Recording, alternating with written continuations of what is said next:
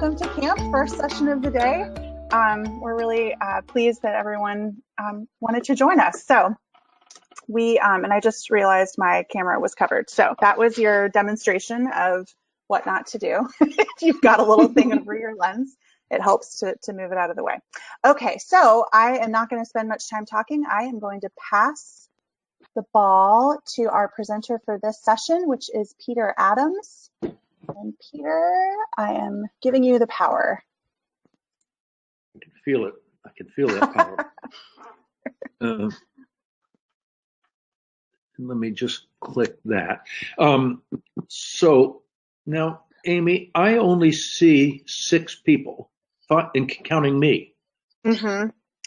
So everyone might not have their webcam on, and that's all right. We won't judge too harshly. I was going to ask them to vote on things, but I guess what are we meeting on?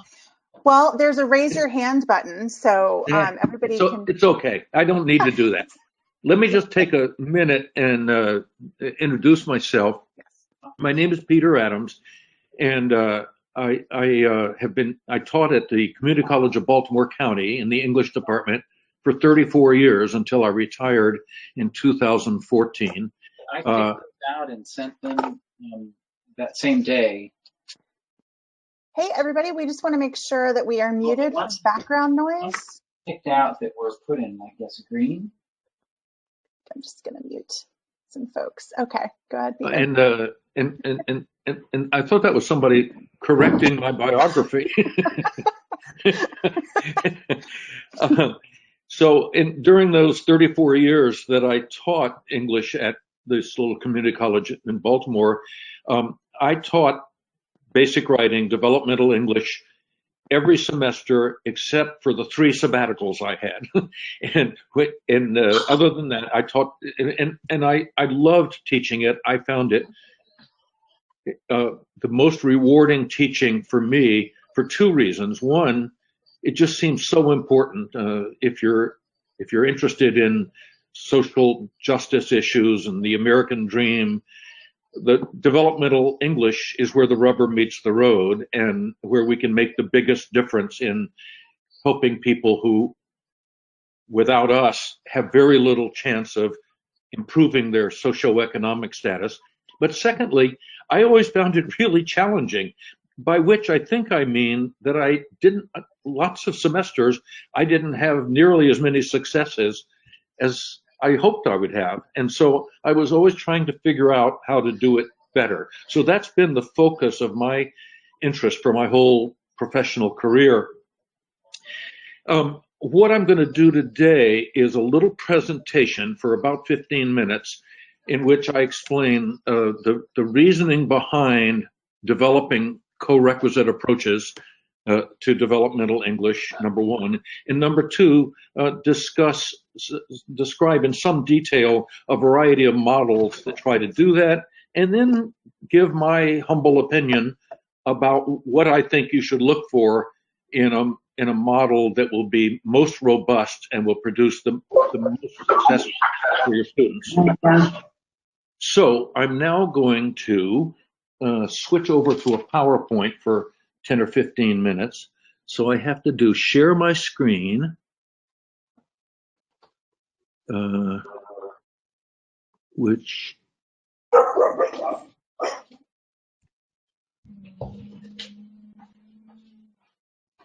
I have to show screen 2, and then I have to start up my PowerPoint. And all right. I hope what you're seeing is the first slide with the title of the talk, Orientation to Co-Requisite Composition. Is that what everybody's seeing? Okay. So I want to start with some data. There are 5 states who were the earliest states to do a statewide adoption of co-requisite models, and here they are. And they did it because when they did an analysis of their traditional prerequisite developmental courses, they were finding at best only about a third of their developmental students were ever passing English 101. For 2/3 of their students, being placed in traditional developmental English meant they were not going to achieve an AA degree or a successful certificate at their community college. When we looked at my school, we did a longitudinal study we did the study in 1993, but it was based on a cohort of students who took our traditional prerequisite developmental course in academic year 88-89.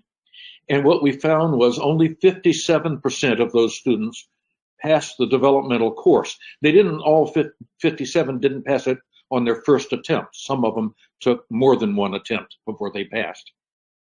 And then what we found was, and this was probably the most striking thing we discovered, was this, what's in the little red box now, and that is that 16% of those students never failed anything. They passed the developmental course, and remember, we were following for 4 years until 1993, and within 4 years, they had never even registered for English 101.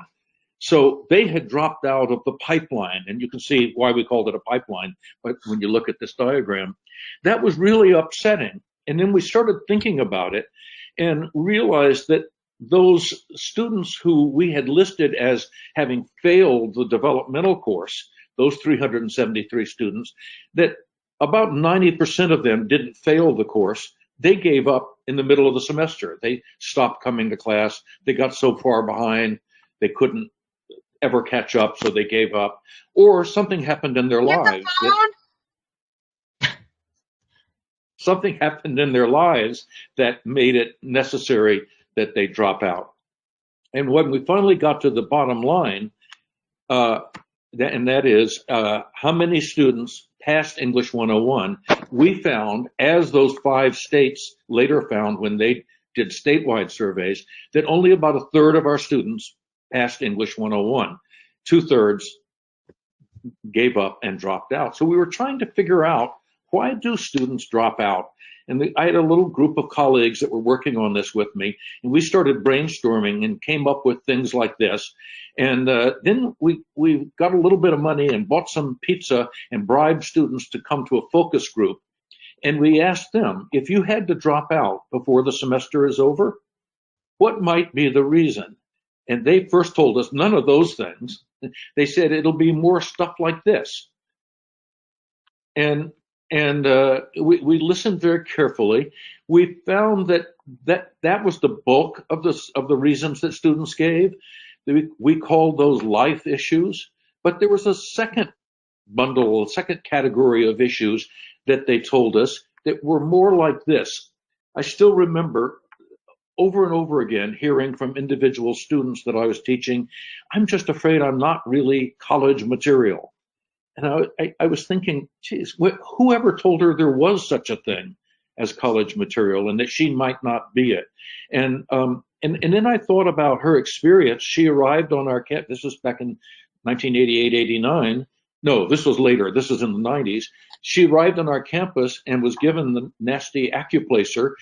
And what we told her was, we're not sure you're college material either. And we're going to put you in a course that doesn't give you college credit. And you're going to have to prove to us that you're college. So we just undermined whatever doubts and fears and lack of confidence many students arrived with. They also told us they didn't really understand how college works. What is a provost anyhow? They didn't know anyone. They felt isolated. They would lose confidence when they had a lack of success. They didn't feel connected to the college. They felt in a way they were being kept out of the real college by being placed in these developmental courses. And sometimes they talked about stress. So this set of reasons for dropping out that our students gave us, we're referring to those as affective issues. They're going on in the students' psyches, in their minds, in their heads, rather than out in their lives. And so when we added those together, the life issues plus the affective issues, and then we added our own category. The students didn't tell us this, but as teachers, we came to understand lots of the reasons that students were struggling was they just didn't understand the protocols of college. They didn't know how to ask for help. So those 3 kinds of issues we lumped together as non-cognitive issues. And I'll be using that term in the rest of this little presentation. I still remember an end of semester comment from a student some years ago. She wrote in the evaluation at the end of the semester, "I'm really a bad writer, but my English teacher thinks I'm a good writer. So this semester, I wrote really good papers so she wouldn't find out what a bad writer I am." And I've thought about that comment over the years, because what we've been doing in the traditional prerequisite developmental program, we've been saying, as those students, English teachers, we've been saying to them, "I don't think you're a good writer. I don't think you're even ready for English 101." And so we in the Coreq program, we put students directly into first year composition, and we're saying to them, "We think you can be a good writer. We think you can pass this course." So that's one of the things we discovered in our focus groups, and then a lot of surveys we did of students, and that is that they were dropping out primarily because of these non-cognitive issues. The second thing we discovered was something when we started looking at those diagrams of students moving through our program. And I wanted you to just imagine a credit course. This could even be a credit math course, but in our case, a credit English course. And let's say that 50% of the students who take that course pass. At least 50% of the students in a certain range on some assessment scores, or or students with a certain range of high school GPAs, only 50% pass. And so maybe we would decide in the old days, well, we're not happy with that. A 50% pass rate is not good enough. Let's do something to improve their chances of passing. And what we did over the years was add a developmental course and require that they take it. And suppose we did a pretty good job in our developmental course, and that 75% of the students who take that course passed it, and that 75% of the students who passed the developmental course do register for English 101. And when they get there, they pass at a 75% pass rate. Those are pretty good statistics. I think most of us would be pretty happy if we were successful with 75% of the students. But one of my math colleagues pointed out to me that you're not being successful with 75% of your students. When you have 75% pass rate at 3 different hurdles, you multiply those together and your overall pass rate is only 42%. So what we had done was lower the success rate from 50%, which is what it was when we put these students directly into the credit course, to 42%, and required them to take an extra semester of developmental work. So we call that the pipeline effect. And what we came to say was the longer the pipeline, the more chances that students will drop out. We initially thought of the pipeline leaking at these points in between courses, but we quickly realized that in fact there are places where students can leak out of the pipeline during the semester, in between semesters, both of those. So what we came up with to solve these problems was a model, a co-requisite model that we called the Accelerated Learning Program, or ALP. And many of you may already be familiar with this, but in case you're not, let me just show how it works. A student arrives on campus and is assessed in some way. Today, we're assessing them by high school GPA. In the old dark ages, we were assessing them with the AccuPlacer. And she is placed in, and she's told that she needs developmental work. Nevertheless, under the ALP program, she registers for a section of English 101, where she's joined by 9 other students whose assessment also indicates they need developmental work. And they're joined by 10 students whose placement is directly into English 101, and of course, a teacher. And the 10 developmental students also register for an ALP support class, a co-requisite class, and ideally they take that with the same teacher. Both classes meet all semester long for 3 hours a week. So one of the things that's different about the ALP model is in the traditional standalone prerequisite model, the way we figured out what we would cover in class, what our curriculum would be, what we would teach, is we looked back at what we thought they didn't get in high school, or maybe they got it, but they've been out of high school a while and they forgot it. And so And so that was how we determined what we would cover in our traditional prerequisite course. In the ALP program, we don't look towards the high school or middle school curriculum. We look at English 101 and we design backwards from English 101. We say, what do these students need to be successful in English 101? What kinds of scaffolding, what kinds of support, what kinds of individual attention, and so forth. So a few words about what we do in the Corequisite support class. What the first thing we do is activities designed to prepare students for what they'll be doing the next time they meet in the 101 class. Alternatively, we do activities that look back to what they just did in the 101 class to clarify, answer any questions, reinforce what they did, and give them an opportunity to practice it. In addition to those two things that are directly related to the 101 class, at our school in the English, in the Corequisite courses, we integrate reading and writing. And of course, based on that research we did back in 1993 and after, we do lots of activities to try to address all of those non-cognitive issues. And the result of all this was very encouraging. For traditional developmental students, we had a pass rate in the developmental course of 65%. That's at the top of this chart. And for the ALP students, their pass rate was 82%. Remember that 16% who drop out after they pass the developmental course back in our 1993 study? It's now actually 17%. And the percent of ALP students who drop out after passing the developmental course without attempting 101, that's zero. Of course it's zero because they take the two courses at the same time. They have to attempt English 101. That's part of the ALP program. And the bottom line success rates are, we had an old success rate of 33%, and we raised that to 74%, more than doubled the success rate.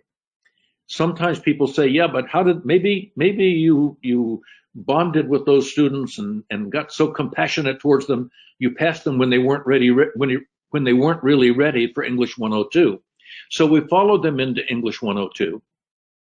And now at our school, many of the certificate programs and some of the AA programs don't require English 102. So the numbers who took 102 are much smaller. But what you can see is that we actually tripled the success rate in English 102 as compared to students who went through the old traditional developmental writing. We also followed those students for 1 year after they passed their developmental course.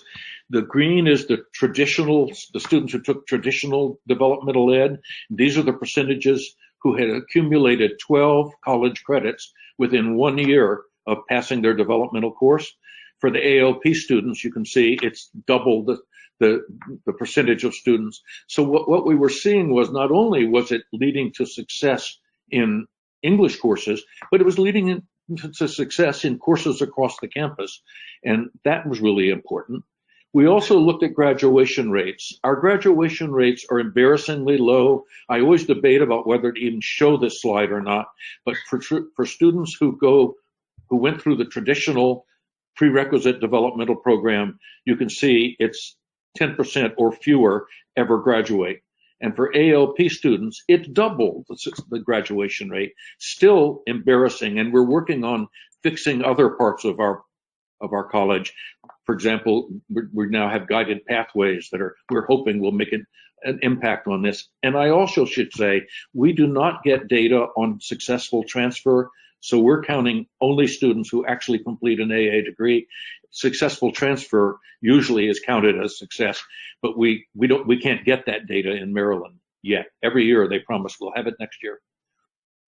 We also hear people say, yeah, that might have worked at your school in Baltimore, but our students aren't like that. Our school's not like that. That would never. So we selected, actually this is a study that was coordinated by Achieving the Dream and paid for by the Coreq Foundation. We selected 7 schools around the country. You can see on the bottom of the screen, they were in various geographic regions.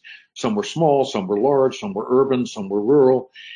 And in each case, they were running some sections of traditional developmental education And in defining success, again, as passing English 101, we're getting success rates in the 30s for the most part. And then when they started offering ALP sections, they raised those pass rates in some cases more dramatically than we had.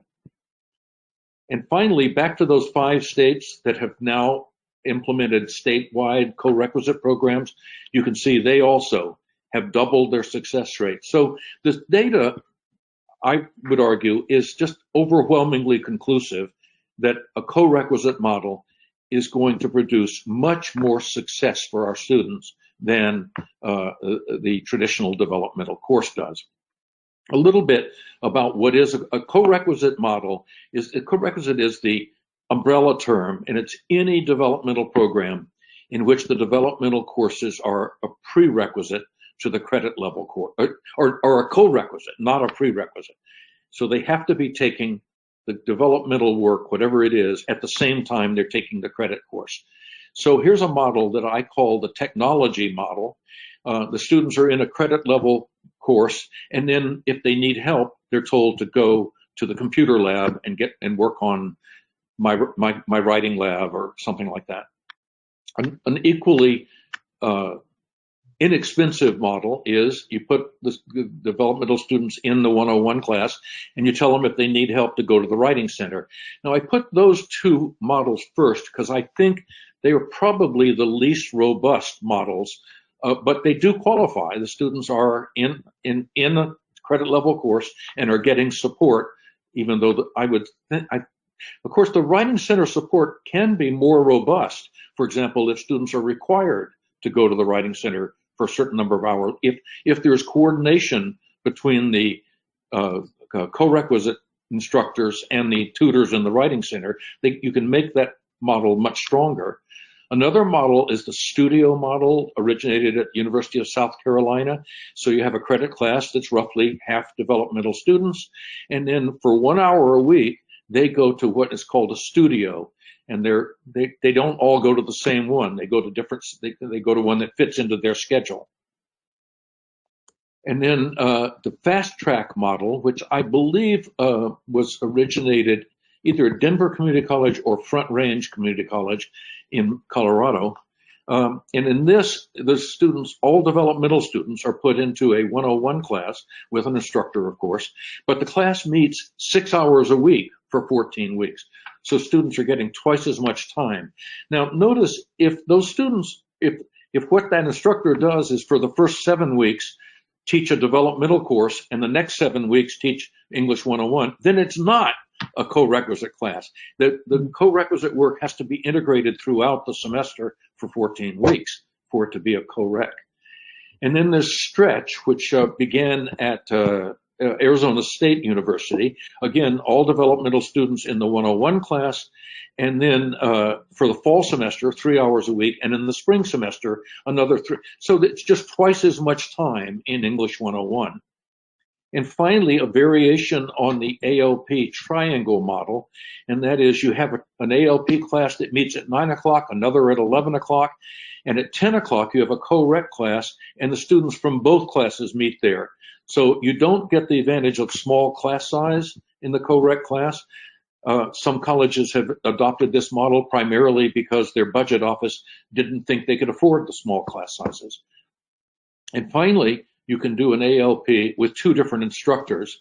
And there are all kinds of reasons, often involving the credentials of people who've been teaching developmental English for years at schools, and the fact that their credential is not enough to qualify them to teach English 101.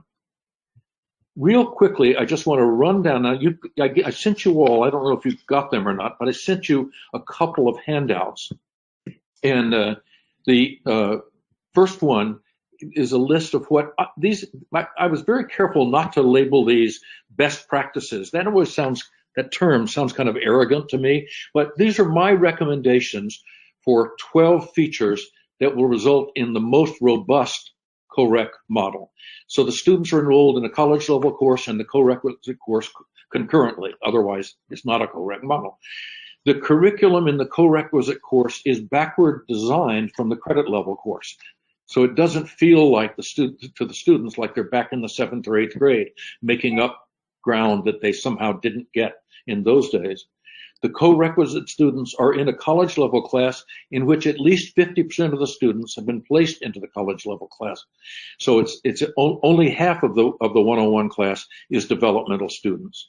The same instructor teaches both college level and the co-requisite class. This makes the coordination of the two classes much, much easier, but it's not impossible with two instructors. Class size for the co-requisite class is no more than 12. The co-requisite students are in a cohort that spends extended time together, so they really get to know each other. That doesn't happen in the studio model, where they spread out into studio sections all over campus at different times. Integrated reading and writing are central to the curriculum. I say at least in the co-requisite class. I actually don't see any reason why we don't integrate reading and writing in composition classes as well. There's a conscientious effort to address non-cognitive issues. The pedagogy of the co-requisite class includes a significant use of active learning, group work.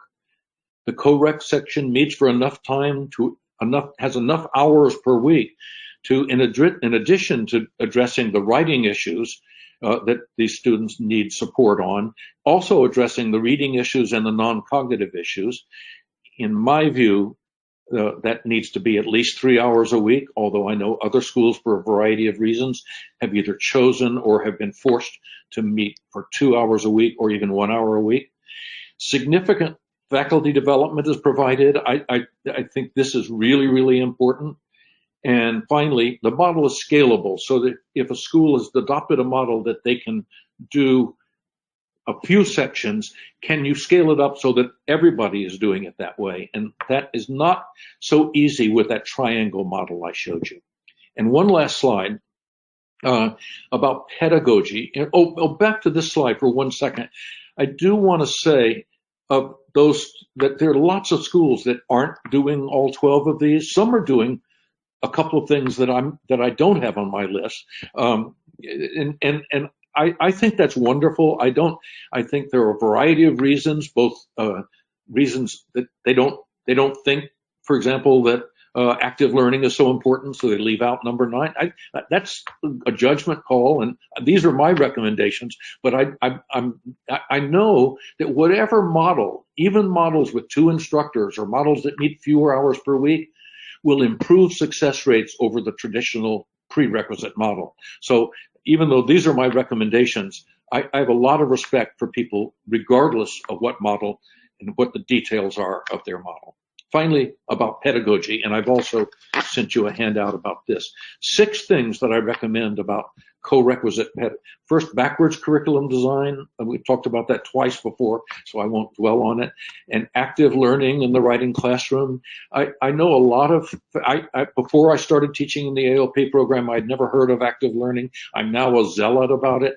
If you're more in the position that I was a few years ago, I urge you to just give it a try. It really, really is very rewarding and seems to keep students much more engaged in whatever it is we're trying to get them to learn. Integrated reading and writing. I'm giving a workshop later on in this summer camp in which I will talk about that at great length. I think addressing non-cognitive issues is crucial for a Coreq program. That's the primary reason students drop out. Syllabus design is very, very complicated. Most of us have never taught 2 linked courses before. It's even more complicated if we're doing it with a different instructor in the other course, and figuring out what you will do in the Coreq section to support what's going on in the 101 section and how you will address reading and co-requisite issues as well is complicated, and we need to do that very carefully. And finally, I recommend, rather than a series of essay assignments like once every 2 weeks in the 101 class, that we focus on projects that last for maybe a third of the semester or even longer, 5 or 6 weeks, and that students do a lot of reading all on one topic and writing little short papers and participating in discussions about the topic. That if they do that for 6 weeks, they'll really write much better papers than if they have to write a paper on a new topic every week or 2. So there's my pedagogy recommendations. And I've been talking long enough. What I'm going to do now, if I can remember how to do this, is stop showing my screen, and maybe I'll see you all again. Yes, there you are. And see if any of you have any comments, anything to add to what I was saying, or subtract, or a question, and so forth. And Mary Beth, I had this great fear that I would ask for questions and nobody would have one. Thank you, Mary Beth. Hi, can you hear me? I can. Oh, excellent. I was interested in the statistics about the pass-fail rate, and I wondered if you had drilled into that 18% fail to see how many of those students had disability accommodations in high school. My concern about this process is that I spent a lot of time in developmental writing classes making students understand that they actually had a disability in high school and that they're entitled to accommodations, and walking them through the process. And that can take them like half of the course. By that point in an English 101 class, they would almost certainly be too far behind to pass. So had you looked into anything to do with that? Yeah, I wish you had been part of our department when we were developing this, and I bet you would have gotten that to be a bigger focus. We did talk about it from time to time, particularly those of us who discovered our students had disabilities. And one of the things that I can say is it is a whole lot easier to accommodate students' disabilities in a section where you only have 10 students. And that's one of the reasons why we really fought for small class size for the co-requisite section. But we did not drill down into the data and ask that question, although I'm making a note. There's still hope. We can still do that. If I had to guess, I would say it's probably a pretty high percentage, because for some reason, a lot of students, I don't know if their parents or their teachers don't explain to them that the resource help they were getting meant they had a disability. They come into community college and I have to ask them all of these questions, and then the light goes on and it's like, oh yeah. And then they start the process of applying, and that could be catastrophic for a student who's taking like a 101 class. Yeah, we have a very rigorous, very robust department for aid for students with developmental disabilities, and I'm sure we could invite them to come into our class for a class period early in the semester, and I think do the kind of work that you apparently know how to do, but many of us don't. Yeah, it's more, we have that as well here, but it's more that it takes time for them to fill out the paperwork. So if, we find out through a conference that, oh, you're probably entitled to accommodations, it's still probably a month before they can gather the paperwork, get the approval and stuff like that. Meanwhile, class marches on. Yeah. Yeah. So you haven't had success in speeding that up? Like, I was thinking if the person from the disabilities office came to my class, they could start the paperwork right there in class. Oh, they can, but like I'll get a student who comes into community college after being out of school for 5 years. And I had one who would move from another state. They still have to be able to prove that they had accommodations, and there's no way to speed that process up. It's frustrating their high schools don't do it, but it may not be our fault, but it becomes our problem, and we have to kind of help them through. Some of them are military. We get veterans coming in, so they're having to go back before their military experience to get that information, and it can take time. Good point. We will add that to our research and our pedagogy. Other questions?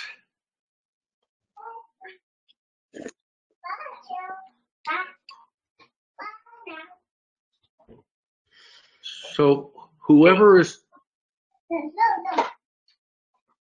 I have a question. Lorraine, yes. Hi, can you hear me? I do. Hi, I go by Lori. I teach in the LINKS program, which is for all adults. And I have the model where everyone who's in 101 goes to, I think they call it the two-prong at our school, goes to the developmental. And I think there are some courses that have the mix of, some students who don't go to the 099 class. Do you see benefits of one or the other? And And how do you, like, the students that in the 101 that it's kind of half and half, is that beneficial in terms of peer reviews, kind of pairing up students with different strengths? So we've identified 3 reasons why we think, although again, we think, well, we prefer the mixed 101 class, half and half. We know that even the model that we think is a little less robust will still make a big improvement over traditional developmental ed. So, and there are all kinds of reasons, including people just think, so there are people who disagree with us. But here's the 3 reasons that we've identified for why we prefer the 101 class be no more than half developmental students. So one, we worry a lot about that student who said that I'm not sure I'm college material. And the more we isolate developmental students and keep them away from the, quote, real students, the more that stigmatizing, demoralizing effect is likely to kick in. It's, of course, better if they're in a 101, but if they realize I'm in a 101 with students who all have been judged to need help in some way, that's not as strong a stigmatizing effect as traditional dev ed, but it still will have that effect. Secondly, we don't for a minute pretend that all the students that all I'm sure that's Amy doing that. It's not. We don't for a minute kid ourselves that all the students who are placed directly into credit English are wonderful writers and so forth, but some of them are. And so we think it's important that developmental students have access to students who can serve as role models. Role models not only about writing, but how to do college, but what office hours are for, and how to get signed into the LMS system at the school. So that's a second reason. And then the third reason is that we worried a lot. Sometimes we really worried, and sometimes we only worried that our colleagues would suspect, that's okay, their colleagues would suspect that we were too soft on our developmental students, and that the 101s that were all developmental students would be a watered down version of English 101, that we would lower the requirements and we would lower the standards. Having half this class be 101 level students is a way of trying to keep us honest about that, and also to convince our colleagues that we're honest about it. This is not some dumbed down version of English 101. So those are our 3 reasons. Interesting, thank you. Yeah. Let's see. Anybody else? I can only see 4 people. If you're raising your hand, just talk. Yeah, I have a question, and I'm not showing my picture because I didn't realize that this was going to be a 2-way session, so I have not decked out. I still have paint in my hair and so on. That is okay. Oh, we want to see you. Yeah, we're just glad you're here. I have one specific question about the GPA cutoff, and then that you're using, and the other one is, like, I'm in a situation where everybody, we don't even call it English 101, but everybody uses their own textbooks and is on their own schedule. And I've tried a Coreq class, which is just pulling students based on their GPA and SAT and other scores. It's a separate class, and I've tried to coordinate it with the 101 class, and it really has not worked well at all. But it seems like you're kind of saying the only way this could work is if you know what's happening in every class period so that you can address that. And I'll take my mic off. That's a little stronger than what I'm actually saying, although it may have sounded like that was what I was saying. What I'm saying is I think it will work better if there's a lot of coordination between the 2 sections. But it's not. There are plenty of schools that are doing it, and they're still producing dramatically improved results, even though there's very little coordination between the 2. In fact, a friend of mine in Ohio actually prefers two different instructors teaching the 2 courses, because she says, then my students hear it from two different points of view, and maybe if I didn't explain it clearly enough, the person teaching the Coreq section will. So there are arguments, but it seems to me, perhaps because that's the way we've done it now for how many years? We've been doing this since 2007, so it's 13 years, and I can't imagine not having that kind of coordination. So what was your name? Who asked this question? Catherine Sina. Catherine, is your school, are you the only person experimenting with the Coreq model, or are there others? No, I'm at a sort of a tech college. Yeah. And we don't believe in developmental courses, but we know that there are students who need help. So it was designed as a Coreq, but I've designed it that way, actually. But I'm just not finding that the students feel like they're being singled out and sort of declared to be in trouble, and it's very, very problematic effectively. Yeah, and so I think if I understand you, Catherine, you're saying that even when the 101 class is part, that the stigmatizing effect is still going on, even though they're in English 101. And I'll tell you what we've discovered in the ALP program, and it doesn't work this way every semester, but when it works, it's really powerful. And I noticed that somebody asked a question online before we started about how do you get students to attend the Coreq section instead of blowing it off and not showing up. And when it really works, students are convinced that going to the Coreq section is really, really helping them in the 101.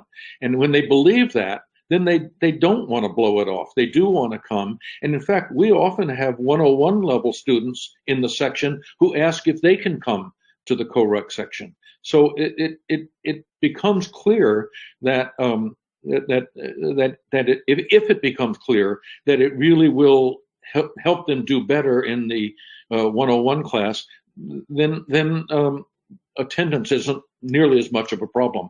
The other thing we do is we always schedule the Coreq section right after the 101.